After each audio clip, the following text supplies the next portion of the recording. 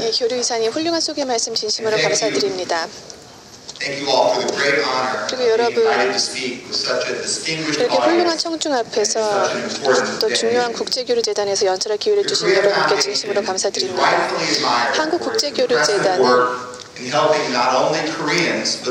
한국뿐만 아니라 전 세계로 하여금 한국 문화의 풍성함을 이해하도록 하는 놀라운 일을 많이 하셨습니다. 한국에 비하자면 미국의 문화는 거의 신세계라고 할 수가 있겠죠. 미국의 문화와 역사는 한국에 비하면 무척 짧습니다. 따라서 한국과 같이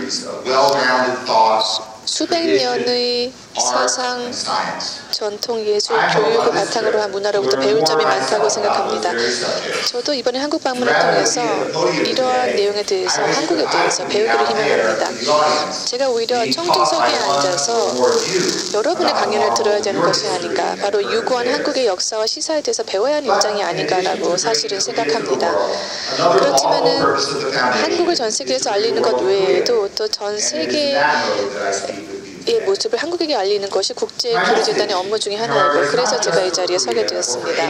제가 오늘 드리고자 하는 메시지는 단순히 한국이나 아시아에만 국한되는 것이 아니고 미국에게도 해당이 되는 것입니다. 제 메시지는 바로 지금 전 세계가 그 어느 때보다도 인문과학 교육을 중요시해야 된다는 것입니다. 제가 연설을 준비하는 도중에 전 세계는 근세기의 가장 위대한 인물인 스티브 잡스의 때이른 죽음을 맞이하게 되었습니다. 대중이 볼 때 기술과 기업가 정신, 성공을 가장 잘 결합시킨 인물이 아닐까라고 생각을 하는데요. 스티브 잡스야말로 기술이 어떻게 삶과 문화를 바꿀 수 있는지를 보여준 살아있는 증인이었습니다. 그렇지만 스티브 잡스 본인은 아이패드 2를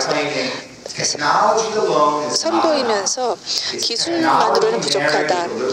기술이 인문과학과 결합이 되어야만 우리의 가슴을 노래하게 할 수 있다라는 말을 하였습니다. 얼마나 멋진 문구입니까?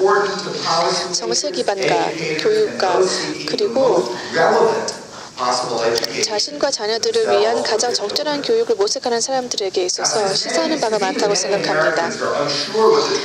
사실 미국 사람들조차도 인문과학이 무엇인지에 대해서 그 정확한 의미를 혼동스러워합니다. 제가 잠시 설명을 드려보겠습니다.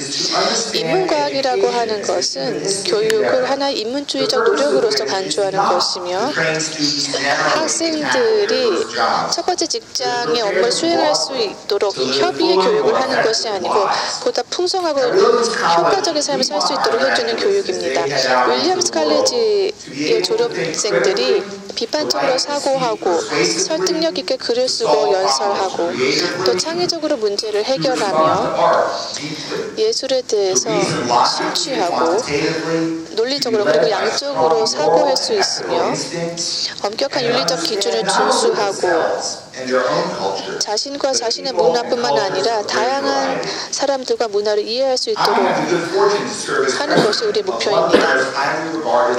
이렇게 우수한 미국의 인문과학대학의 총장직을 제가 맡게 된 것을 영광으로 생각합니다. 그리고 겸허한 마음으로 받아들이게 됩니다. 마크 홉킨스는 36년 동안 19세기에 윌리엄스 칼리지 총장직을 지내신 분인데요. 저는 이렇게 길게 총장을 지낼 생각은 없습니다만 어쨌든 마크 홉킨스 전직 총장님께서 인문과학 교육의 포커스에 대해서 말씀하셨습니다. 바로 각 학생 개개인의 정신이 중요하다는 것입니다. 이 정신이라고 하는 것은 모루에 넣을 철이나 혹은 조각상에 사용될 대리석으로서 간주해서는 안 된다. 또한 학생의 정신과 사고를 지식을 담는 그릇과 용기로서도 생각해서는 안 된다. 학생의 정신이라고 하는 것은 하나의 불꽃으로서 스스로 사고하고 느끼고 또 행동하고 고통을 감수할 수 있는 것이어야 한다라고 말을 하였습니다. 바로 이런 간단한 문구로서 윌리엄스 칼리지와 다른 대학의 교육의 핵심을 짚었습니다. 정신이라고 하는 것은 때로는 마음이고 영혼이라고도 할 수 있는 것입니다. 따라서 여러 가지 구성 요소로 되어 있는 것이죠. 그러므로 올바른 교육이라고 하는 것은 학생의 사고와 정서, 지각과 감성을 모두 다루는 것이며 교육을 잘 받은 사람은 행동뿐만 아니라 반성과 회고도 잘 해야 된다는 것입니다. 이런 과정에서 여러 가지 실망과 또 어려움을 겪게 될 것입니다. 이 모든 것이 인생의 요소이며 따라서 최고의 가장 효과적인 교육이라고 하는 것은 이런 모든 상황에 대해서 학생을 대비시켜줄 수 있는 것이어야 합니다. 그렇다면 어떻게 이런 교육이 가능하겠습니까? 제가 짧은 영상을 통해서 윌리엄스 컬리지 교육의 일면을 보여드리도록 하겠습니다.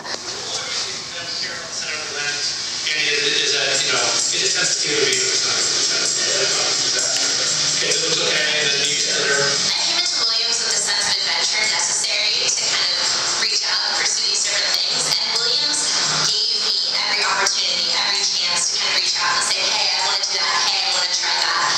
And so I was able to try, marine ecology. I was able to try physiology. I was able to try medicine. For me, in the end, the thing that really made me decide to become a scientist was an undergraduate research experience.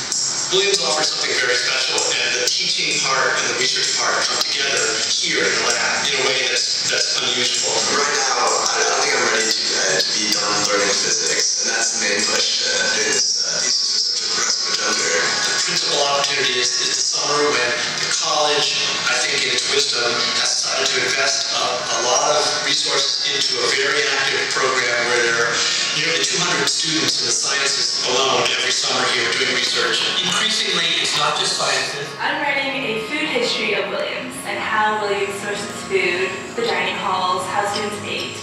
The research that I'm working on in Professor Majumdar's lab deals with laser spectroscopy, and so the main idea is we're shining a laser beam through atoms and trying to see how they respond. This summer, Andy will be completing a project that was started by this year's thesis students, collecting the data, analyzing it, and hopefully getting to the point where we're writing up the project for publication before he graduates and heads off to graduate school.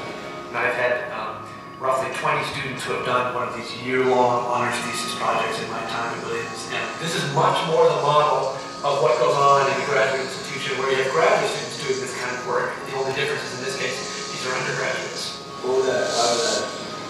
Because of the cell, I think. I mean, I don't think it's that ugly. We hold it over here. There's no way I would accomplish what I accomplished here without the aid of many, many students. Just about every one of them is either a PhD scientist now or in a program on their way to a PhD. We send lots of students to a place like MIT or Harvard for PhDs, and I think having the liberal arts college background for 4 years where you can study broadly, but at the same time have these really unique opportunities is a great way to prepare students. Professor Majumdar likes to say that one of his goals with his thesis students is to prepare them in such a way that when they walk into any lab really in the country, that on the very first day they could be a productive part of that research group. Use a 0.1 molar phosphate buffer at some pH 7.6. And I just had the... No, I guess so we really have a group feeling, and that, science gets done best, I think, in that way. It's about being comfortable enough to voice an idea. This whole research experience has been good for me in a lot of ways. It's a huge confidence boost, especially as I look forward to the first graduate school. After Williams, I came to New York City, and here I'm working at New York Presbyterian in the emergency room. I think my research at Williams, or at least the flexibility that I had to kind of dabble in a bunch of different things, gave me the confidence to jump into a new situation that I might have the potential to really love and say, hey, let's give it a shot.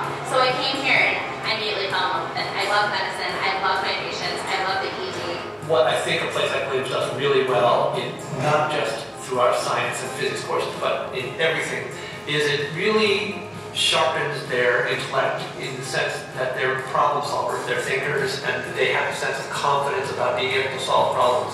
And doing physics, just like so many things, successfully, is not about solving a problem that you've already seen before. Life is about, and doing academic science is about solving problems that you've never seen before. So it's about learning the tools that will allow you to solve the next problem that you've not seen before. And I think that's something that we do particularly well at Williams. And I think over and over again we've seen students who have grown into that kind of a scientist.